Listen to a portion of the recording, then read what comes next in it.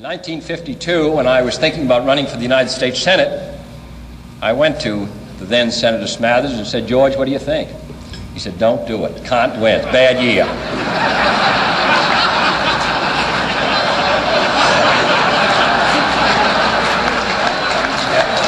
In 1956, I was at the Democratic Convention, and I said I didn't know whether I'd run for vice president or not. So I said, "George, what do you think? This is it. They need a young man. It's your chance." So I ran and lost. And in 1960, I was wondering whether I ought to run in the West Virginia primary. Don't do it. That state you can't possibly carry. And actually, the only time I really got nervous about the whole matter at Los Angeles was just before the balloting. George came up and said, "I think it looks pretty good for you."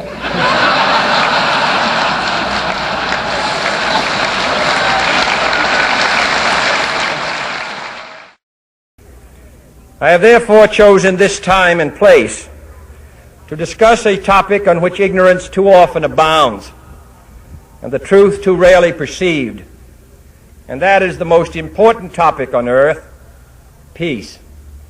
What kind of a peace do I mean, and what kind of a peace do we seek? Not a Pax Americana enforced on the world by American weapons of war, not the peace of the grave or the security of the slave. I am talking about genuine peace, the kind of peace that makes life on earth worth living, the kind that enables men and nations to grow and to hope and build a better life for their children. Not merely peace for Americans, but peace for all men and women. Not merely peace in our time, but peace in all time. So let us not be blind to our differences, but let us also direct attention to our common interests and the means by which those differences can be resolved. And if we cannot end now our differences, at least we can help make the world safe for diversity. For in the final analysis, our most basic common link is that we all inhabit this small planet. We all breathe the same air. We all cherish our children's futures, and we are all mortal. Those who came before us made certain that this country rode the first waves of the Industrial Revolution, the first waves of modern invention, and the first wave of nuclear power. And this generation does not intend to founder in the backwash of the coming age of space. We mean to be a part of it. We mean to lead it.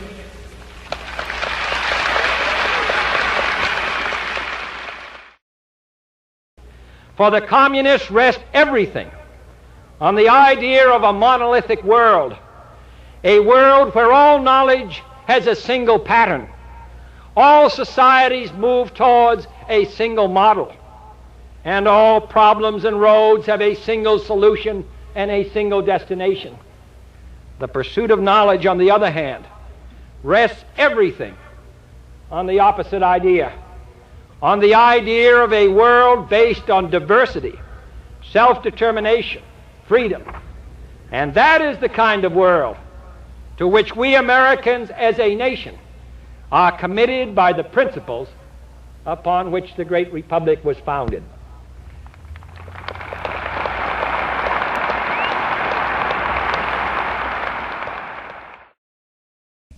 We possess weapons of tremendous power, but they are least effective in combating the weapons most often used by freedom's foes: subversion, infiltration, guerrilla warfare, civil disorder.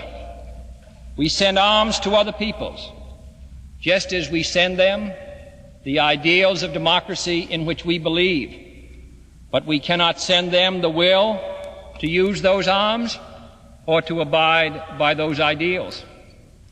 And while we believe not only in the force of arms, but in the force of right and reason, we have learned that reason does not always appeal to unreasonable men.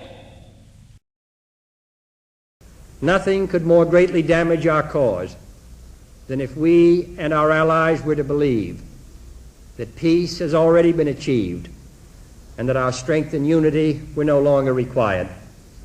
But now, for the first time in many years, the path of peace may be open. No one can be certain what the future will bring. No one can say whether the time has come for an easing of the struggle. But history and our own conscience will judge us harshly if we do not now make every effort to test our hopes by action. And this is the place to begin. According to the ancient Chinese proverb, a journey of 1,000 miles must begin with a single step. My fellow Americans, let us take that first step. Let us, if we can, step back from the shadows of war and seek out the way of peace. And if that journey is 1,000 miles, or even more, let history record that we, in this land, at this time, took the first step. The president of a great democracy, such as ours, and the editors of great newspapers, such as yours, owe a common obligation to the people, an obligation to present the facts, to present them with candor, and to present them in perspective. It is with that obligation in mind that I have decided in the last 24 hours to discuss briefly at this time the recent events in Cuba. On that unhappy island, as in so many other arenas of the contest for freedom, the news has grown worse instead of better. I have emphasized before that this was a struggle of Cuban patriots against a Cuban dictator. While we could not be expected to hide our sympathies, we made it repeatedly clear that the armed forces of this country would not intervene in any way. Any unilateral American intervention, in the absence of an external attack upon ourselves or an ally, would have been contrary to our traditions and to our international obligations. But let the record show that our restraint is not inexhaustible. Should it ever appear that the inter-American doctrine of non-interference merely conceals or excuses a policy of non-action, if the nations of this hemisphere should fail to meet their commitments against outside communist penetration, then I want it clearly understood that this government will not hesitate in meeting its primary obligations, which are to the security of our nation. This is not the first time in either ancient or recent history that a small band of freedom fighters has engaged the armor of totalitarianism. It is not the first time that communist tanks have rolled over gallant men and women fighting to redeem the independence of their homeland. Nor is it by any means the final episode in the eternal struggle of liberty against tyranny anywhere on the face of the globe, including Cuba itself. Meanwhile, we will not accept Mr. Castro's attempts to blame this nation for the hatred which his one-time supporters now regard his repression. But there are, from this sobering episode, useful lessons for us all to learn. We dare not fail to see the insidious nature of this new and deeper struggle. We dare not fail to grasp the new concepts, the new tools, the new sense of urgency we will need to combat it, whether in Cuba or South Vietnam. And we dare not fail to realize that this struggle is taking place every day without fanfare in thousands of villages and markets, day and night, and in classrooms all over the globe. The message of Cuba, of Laos, of the rising din of communist voices in Asia and Latin America, these messages are all the same. The complacent, the self-indulgent, the soft societies are about to be swept away with the debris of history. Only the strong, only the industrious, only the determined, only the courageous, only the visionary who determine the real nature of our struggle can possibly survive. We intend to intensify our efforts for a struggle in many ways more difficult than war, where disappointment will often accompany us. For I am convinced that we in this country and in the free world possess the necessary resources and the skill and the added strength that comes from a belief in the freedom of man. And I am equally convinced that history will record the fact that this bitter struggle reached its climax in the late 1950s and the early 1960s. Let me then make clear, as the President of the United States, that I am determined upon our system's survival and success, regardless of the cost and regardless of the peril.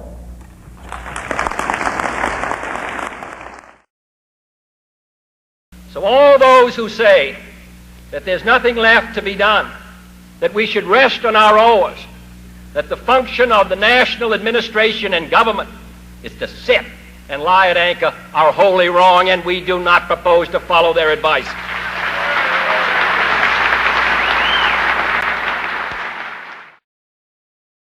I have been informed that with this dinner, I am now responsible as the leader of the Democratic Party for a debt of only $1 million. Now, did anybody ever get a birthday present like that? $1 million. I don't know. They spent it like they were sure we were going to win. But I'm most grateful to you. This has been a series of shocks which you've endured on my behalf in 52, 58, the primaries, the election. And I'm sure you're wondering when it's all going to be over. But the great thing is, of course, it never ends. And we'll get this paid off, and then we'll start all over again. All these arguments were made against Social Security at the time of Franklin Roosevelt. They're made today. The mail pours in, and at least half of the mail which I receive in the White House and on this issue and others is wholly misinformed. Last week I got 1,500 letters on a revenue measure, 1,494 opposed, and 6 for. And at least half of those letters were completely misinformed about the details of what they wrote. And why is that so? Because there are so many busy men in Washington who write. Some organizations have 600, 700, and 800 people spreading mail across the country, asking doctors and others to write in and tell your congressman you're opposed to it. The mail pours into the White House, into the Congress and Senator's office. Congressmen and senators feel people are opposed to it. Then they read a Gallup poll which says 75% of the people are in favor of it.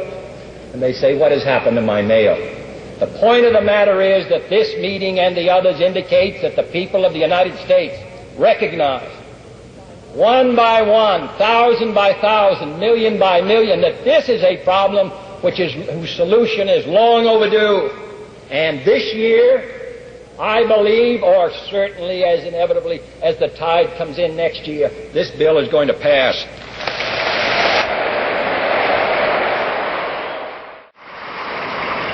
This argument that the government should stay out, that it saps our pioneer stock. I used to hear that argument when we were talking about raising the minimum wage to $1.25.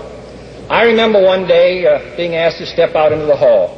And up the corridor came 4 distinguished-looking men with straw hats on and canes. They told me they had just flown in from a state in their private plane, and they wanted me to know that if we passed a bill providing for time and a half for service station attendants, who were then working about 55 to 60 hours at straight time, it would sap their self-reliance. The fact of the matter is, what saps anyone's self-reliance is working 60 hours at straight time, or working at 85 or 95 or $1 an hour. Or depending upon filling out a pauper's oath and and then getting it free. Nobody in this hall is asking for it for nothing. They are willing to contribute during their working years. That is the important principle. which has been lost sight of.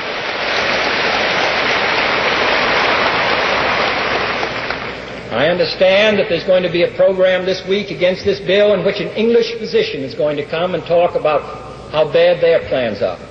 It may be, but he ought to talk about it in England. Because his plan and what they do in England is entirely different.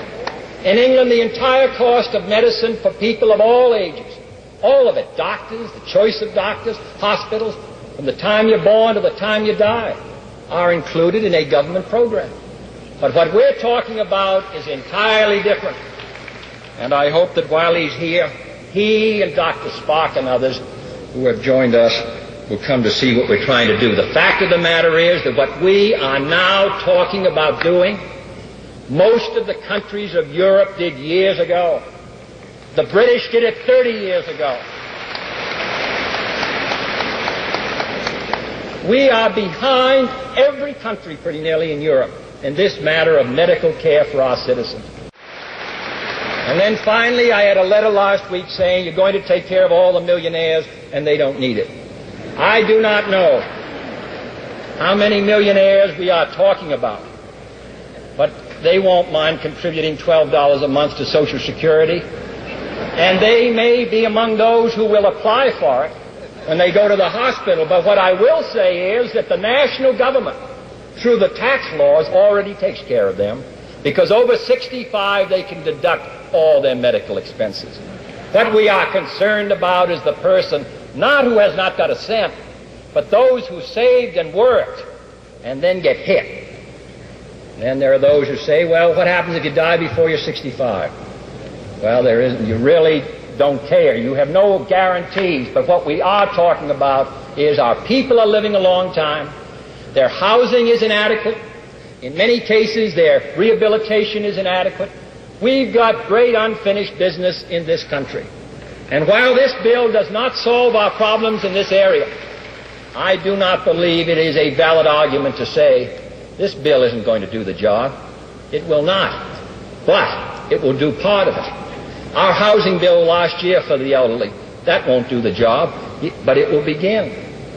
When we retrain workers, that won't take care of unemployment chronically in some areas, but it's a start. We aren't able overnight to solve all the problems that this country faces. But is that any good reason why we should say, let's not even try? That's what we're going to do today. We are trying. We are trying.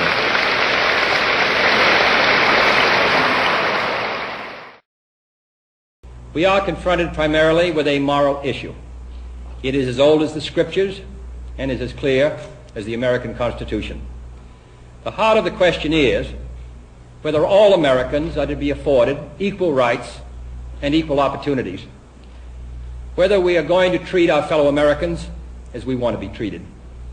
If an American, because his skin is dark, cannot eat lunch in a restaurant open to the public, if he cannot send his children to the best public school available, if he cannot vote for the public officials who represent him, if, in short, he cannot enjoy the full and free life which all of us want, then who among us would be content to have the color of his skin changed and stand in his place? Who among us would then be content with the counsels of patience and delay? 100 years of delay have passed since President Lincoln freed the slaves, yet their heirs, their grandsons, are not fully free. They are not yet freed from the bonds of injustice.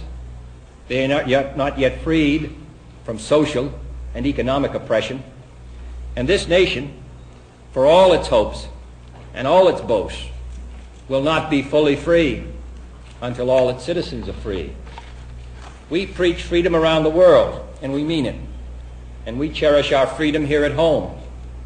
But are we to say to the world, and much more importantly, to each other, that this is a land of the free, except for the Negroes, that we have no second-class citizens, except Negroes, that we have no class or caste system, no ghettos, no master race, except with respect to Negroes?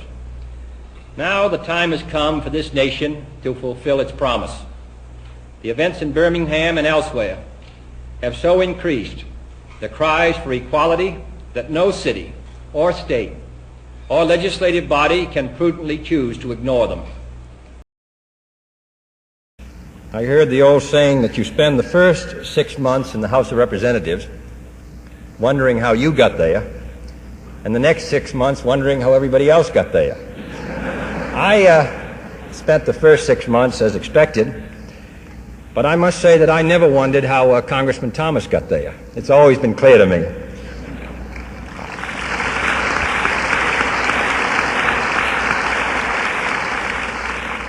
When I read the report that Congressman Thomas was thinking of resigning, I called him up on the phone and asked him to stay as long as I stayed. I didn't know how long that would be, but I wanted him to stay.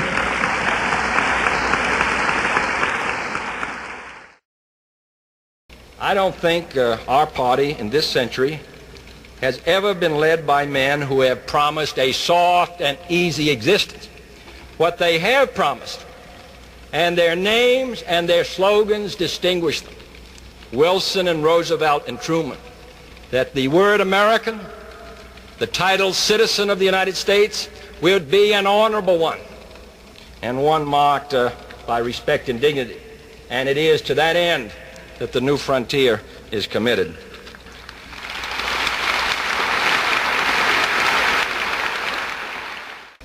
In the 1920s, Marshal Lyautey, the distinguished French marshal, told his gardener to plant a tree, and the gardener said, well, you don't want to plant that. It's going to take 100 years to flower. And he said, in that case, plant it this afternoon. Well, we don't know whether it will take 100 years to flower, and it may never flower, but I think we ought to plant it tonight. Thank you.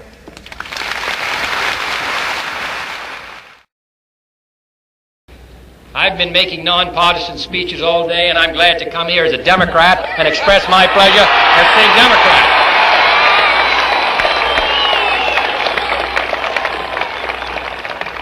If there are any Republicans here, this is the Democratic message that I'm about to give. I want to give them fair warning.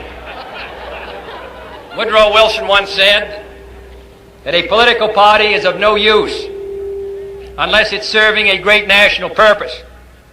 I believe that the Democratic Party in this century has served a great national purpose here in the state of Florida, here in this county, and here in the United States.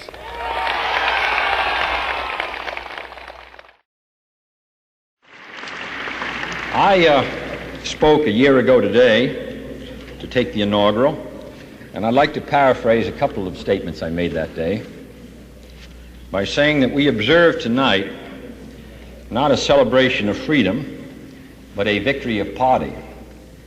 For we are sworn to pay off the same party debt our forebears ran up nearly a year and 3 months ago. Our deficit will not be paid off in the next 100 days, nor will it be paid off in the first 1,000 days, nor in the life of this administration, nor perhaps even in our lifetime on this planet, but let us begin. Remembering that generosity is not a sign of weakness, and that ambassadors are always subject to Senate confirmation.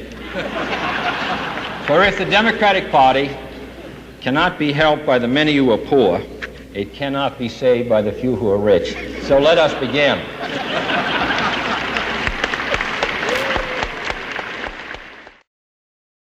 To Jack Benny, who came to help an older man, to Danny Kaye, who I talked to today in a hospital, to Harry Belafonte.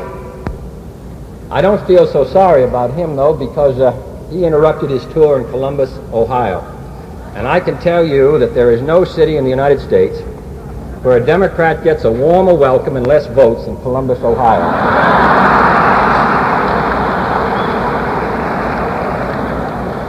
We're grateful to Ella Fitzgerald. I don't know whether you realize that this is an historic occasion. We have paid off the nearly $4 billion that the Kennedy-Johnson ticket ran up in November of 1960. It is now gone forever, which is sad, and all we have left is the federal deficit. But we want you to know, Ms. Fitzgerald, who came to our gala before the inaugural and helped us on that occasion, Henry Fonda, who has helped us before and after the election, Maria Callas, who came all the way from Europe. She said to Ms. Rosenberg that she came from Brooklyn. Her father works for the mayor in the City of New York service, and we are very complimented by your coming so far to help us out. To Elliott Reed, since he imitated me, and I have comparatively little talent, I would like to recall a speech which Franklin Roosevelt made in 1944 in regard to his dog. He said, "These Republican leaders have not been content with attacks on me, on my wife, or my brothers.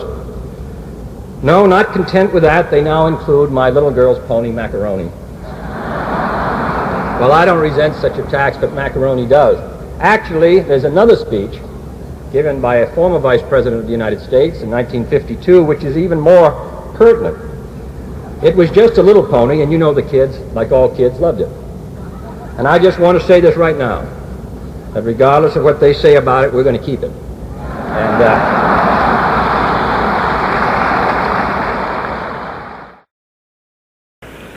I'm glad to be here with the Vice President. When I was away recently, somebody called the White House and said, "I'd like to speak to the President." And they said, "Well, he's in Canada." "Well, we'd like to speak to the Vice President." And they said, "Well, he's in Southeast Asia." "Well, then I'd like to speak to the Secretary of State." They said, "Well, he was in Geneva." "Well," they said, "who's running that store?" And the operator said, "The same man who's been running it for years, Sam Rayburn."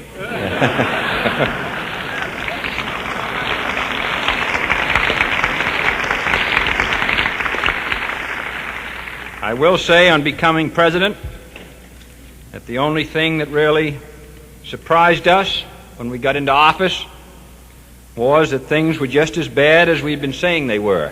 Otherwise, we've been enjoying it very much. In 1783,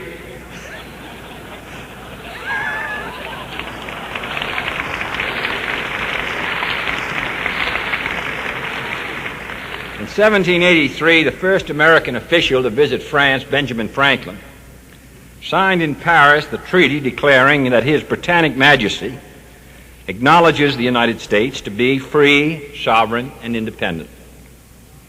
When we became free, sovereign, and independent, there was a King of France, a Tsar of Russia, an Emperor in Peking. They've all gone, and this country remains. Today, 178 years later, I return to the place where the United States was born. And my trip next week, the ground for that trip was laid in the administration of a predecessor of mine, Harry Truman, whose vision and activity in the 1940s helped make it possible to build a Europe which is our strong ally in difficult days. And it is my judgment that when the time comes to write the story of the 20th century, the dominant fact will be that liberty grew and spread around the world. And that's why I go to Europe with confidence and hope, because the United States is associated with that great cause.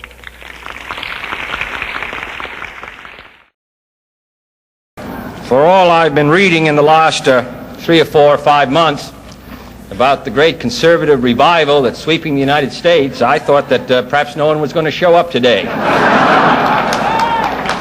But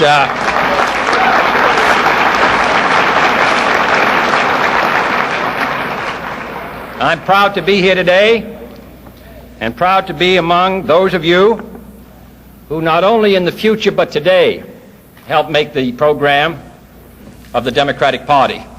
Artemus Ward once said about 50 years ago, "I'm not a politician, and my other habits are good also."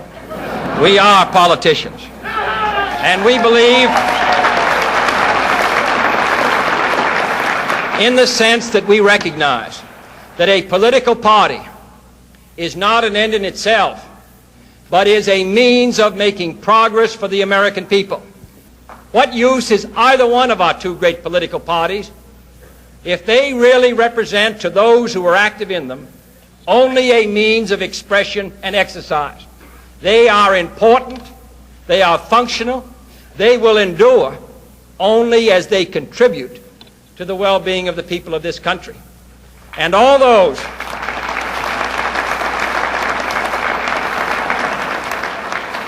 I read a good deal, as do you, about all the slogans for the solutions of our problems that sweep across the United States.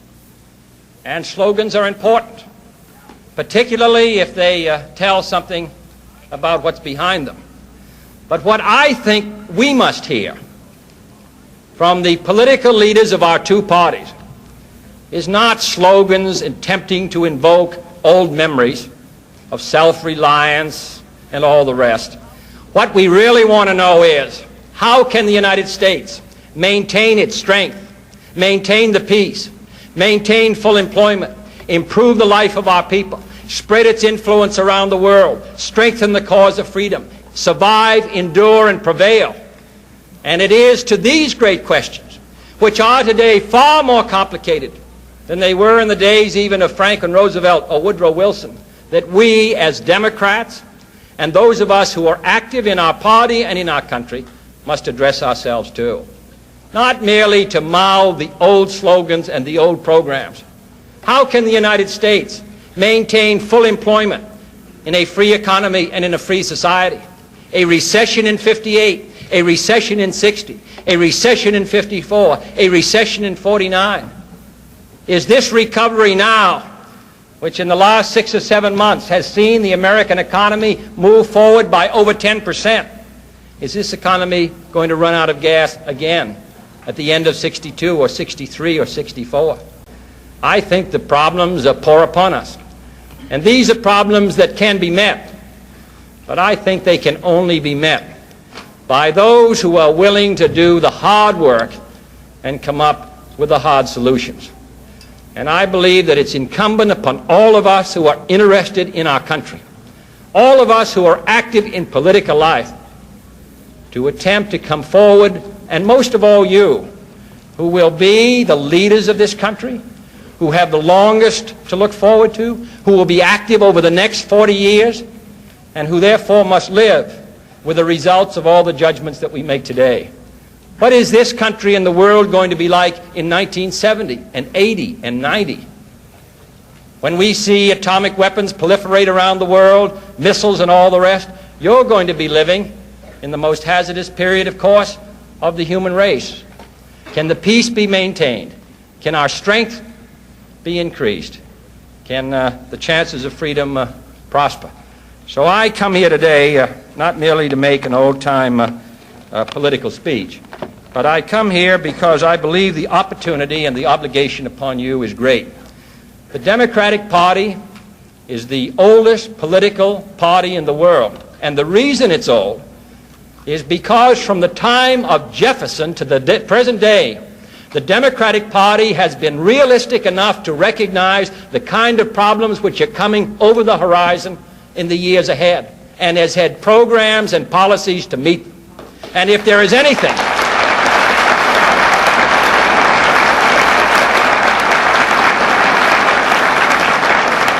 and the day that we have not, the day that the Democratic Party is not prepared to come forward with those programs and policies, regardless of our old memories and our old leaders, we will fade as the Whig Party faded and made way for the Republican Party. A political party is like anything else in life. It's the survival of the fittest. And the fittest in American life today are those who look realistically at the challenges and attempt to move this country forward. We can keep going by not merely invoking the past, but by using the past as a stimulus to the future.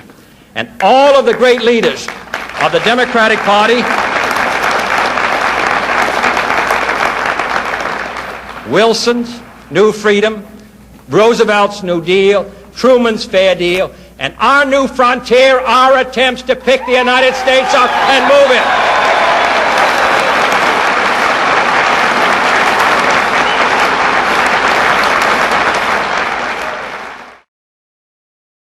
I first of all want to express my appreciation to my brother Teddy for his offering me his coattails.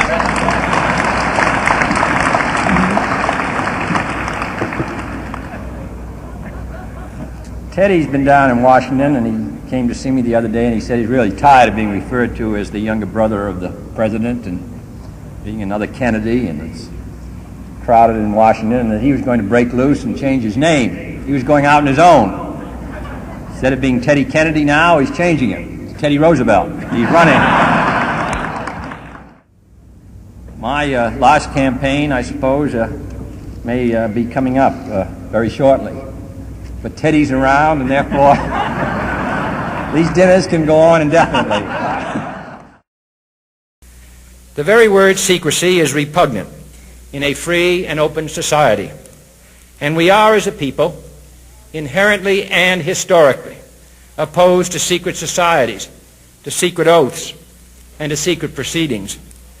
We decided long ago that the dangers of excessive and unwarranted concealment of pertinent facts far outweighed the dangers which are cited to justify it. Even today, there is little value in opposing the threat of a closed society by imitating its arbitrary restrictions. Even today, there is little value in ensuring the survival of our nation if our traditions do not survive with it. For we are opposed around the world by a monolithic and ruthless conspiracy that relies primarily on covert means for expanding its sphere of influence, on infiltration instead of invasion, on subversion instead of elections, on intimidation instead of free choice, on guerrillas by night instead of armies by day. Every newspaper now asks itself, with respect to every story, is it news? All I suggest is that you add the question, is it in the interest of national security?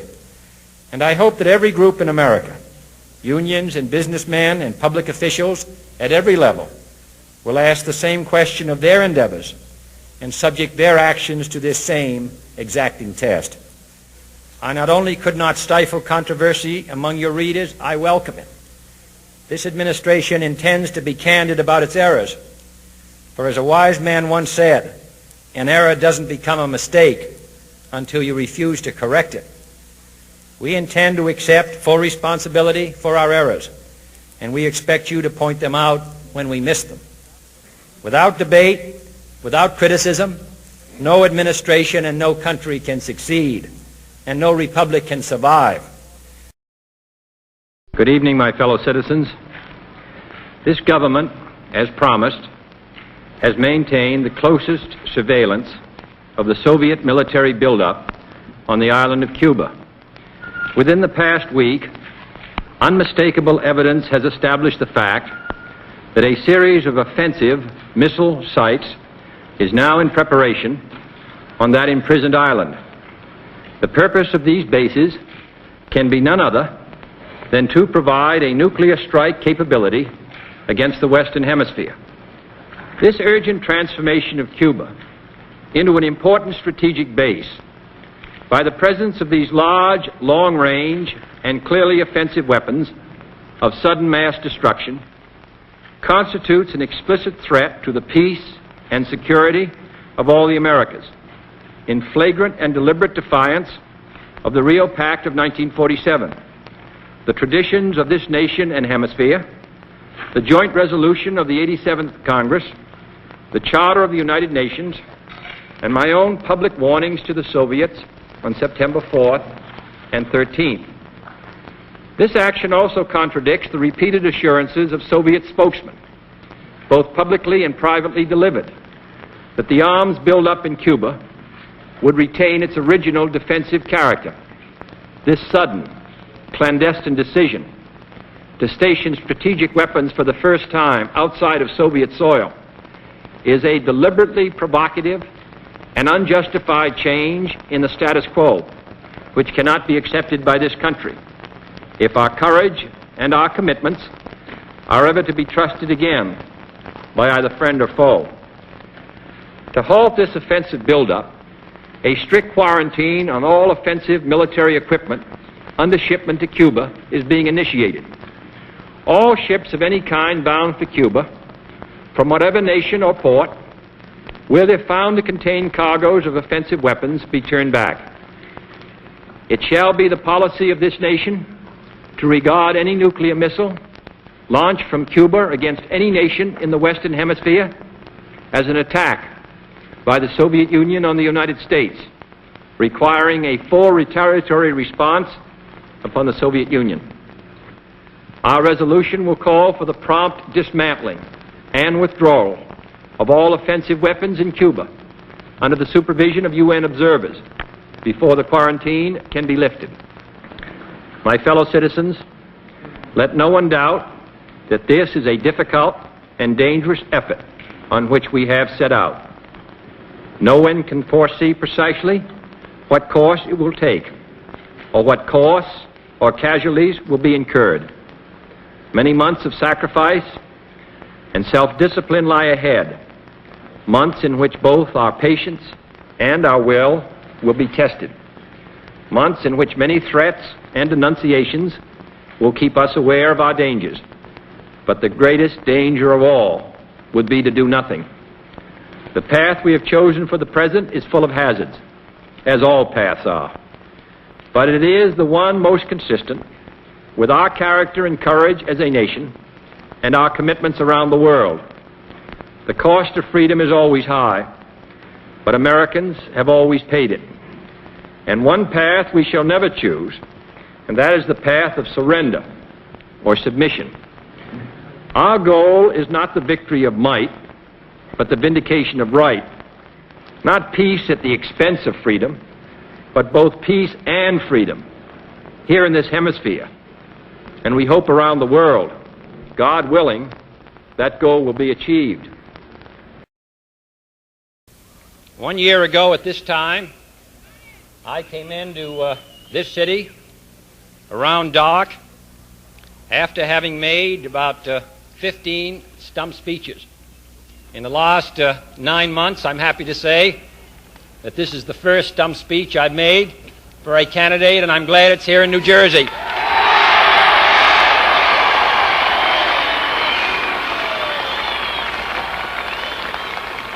I am somewhat out of practice, but I will say that the last time I came to New Jersey was just after Mr. Nixon had turned down the 5th debate.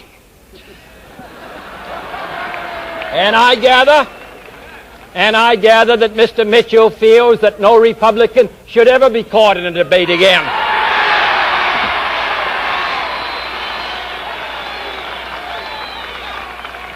I was interested the other day to see where Mr. Nixon suggested that Governor Rockefeller and Senator Goldwater should engage in some debates. I wish he would come over here and suggest that Mr. Mitchell stand up and debate Judge Hughes on the problems of New Jersey.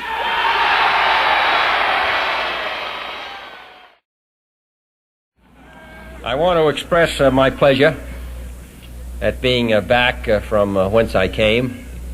There is an impression in Washington that there are no Kennedys left in Ireland, that they're all in Washington. And so I wonder if there are any Kennedys in this audience. Could you hold up your hand and so I can see? Well, I'm glad to see a few cousins who didn't catch the boat. We're glad to...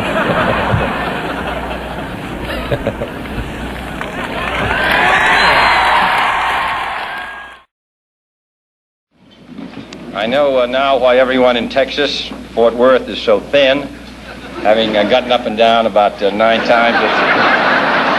This is what you do every morning. Mr. Buck, Mr. Vice President, Governor Conley, Senator Yarborough, Jim Wright, members of the congressional delegation, Mr. Speaker, Mr. Attorney General, ladies and gentlemen. 2 years ago, I said that, introduced myself in Paris by saying that I was the man who had accompanied Mrs. Kennedy to Paris. I'm getting somewhat that same sensation as I travel around Texas.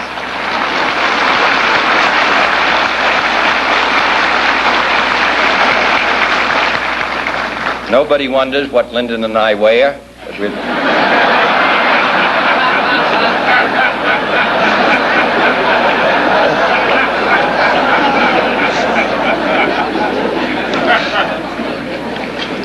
I'm glad to be here in Jim Wright City. About 35 years ago, a congressman from California, just been elected, received a letter from an irate constituent which said, during your campaign you promised to have the Sierra Madre Mountains reforested. You've been in office for 1 month and you haven't done so. Well, no one in Fort Worth has been that unreasonable, but in some ways he has had the Sierra Madre Mountains reforested. And here in Fort Worth, he's contributed to its growth. He speaks for Fort Worth. He speaks for the country. And I don't know any city that's better represented in the Congress of the United States than Fort Worth.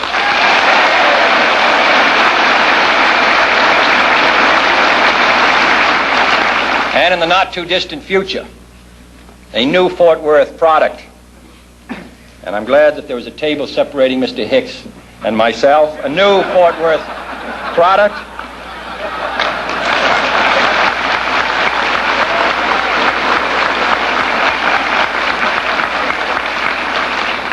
The TFX, Tactical Fighter Experimental. Nobody knows what those words mean, but that's what they mean. Tactical Fighter Experimental will serve the forces of freedom and will be the #1 airplane in the world today.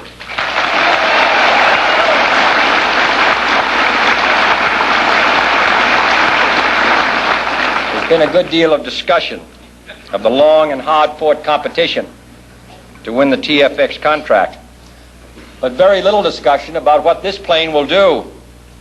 It will be the first operational aircraft ever produced that can literally spread its wings through the air. It will thus give us a single plane capable of carrying out missions of speed as well as distance, able to fly very far in one form or very fast in another. It can take off from rugged, short airstrips, enormously increasing the Air Force's ability to participate in limited wars. The same basic plane will serve the Navy's carriers, saving the taxpayers at least $1 billion in cost if they built separate planes for the Navy and the Air Force. The government of Australia, by purchasing $125 million of TFX planes before they are even off the drawing board, has already testified to the merit of this plane, and at the same time, it's confident in the ability of Fort Worth to meet its schedule. In all these ways, the success of our national defense depends upon this city in the western United States, 10,000 miles from Vietnam, 5,000 or 6,000 miles from Berlin, thousands of miles from trouble spots in Latin America and Africa or the Middle East. And yet Fort Worth and what it does and what it produces participates in all these great historic events. Texas as a whole and Fort Worth bear particular responsibility for this national defense effort. For military procurement in this state totals nearly $1.25 billion, fifth highest among all the states of the Union. There are more military personnel on active duty in this state than any in the nation save one. And it's not Massachusetts. Any in the nation save one with a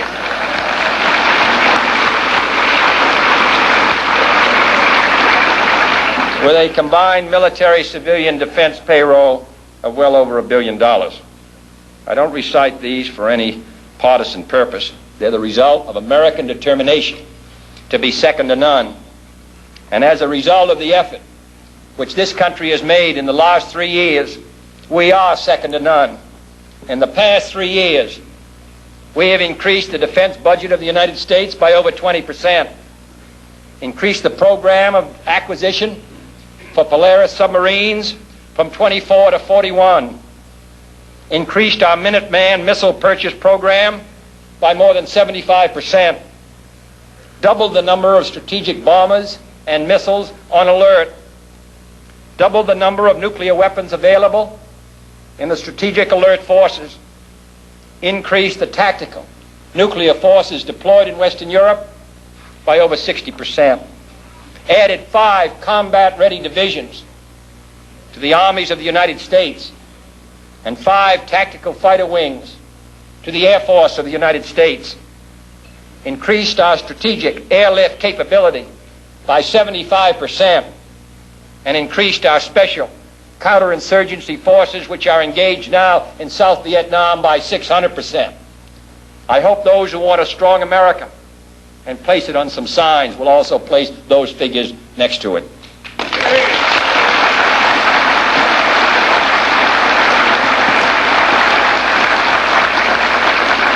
This is not an easy effort. This requires sacrifice by the people of the United States.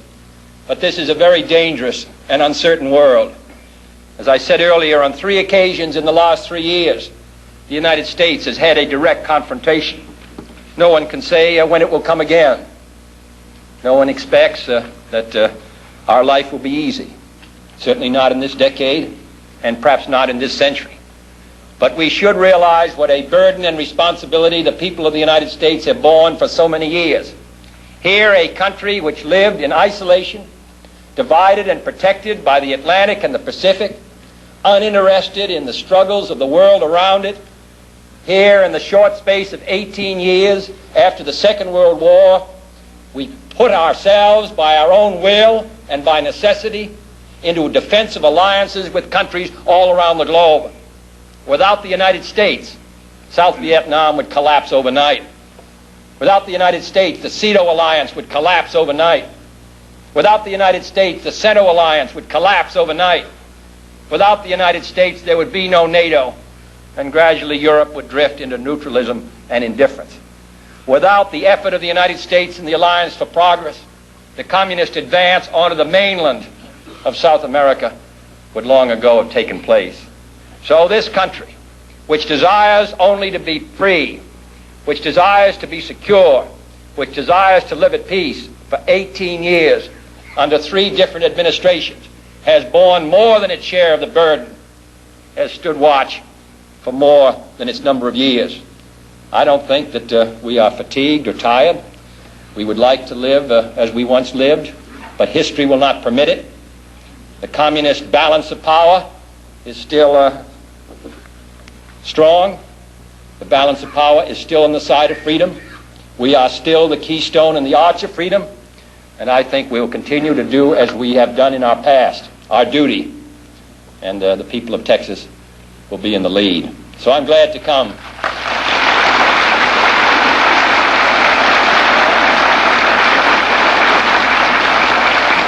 I'm glad to come to this state which has played such a significant role in so many efforts in this century, and to say that here in Fort Worth, you people will be playing a major role in the maintenance of the security of the United States for the next 10 years.